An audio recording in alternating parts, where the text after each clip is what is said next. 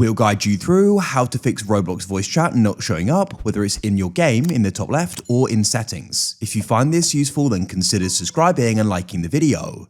This can go and be really annoying because you can't go and talk to people, so we've got some different fixes you can try. First of all, if it's not showing up in a game, make sure you're using a game which definitely supports it. I recommend checking this with a game like Mic Up.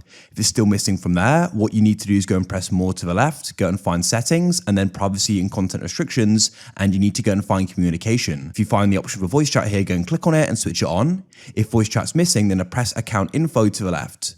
Make sure your phone number is verified here, then go back and see if you have the option for voice chat and you can turn it on. If you still can't, go and verify your selfie or ID for your age check, and you do need to be at least 13 years of age or older.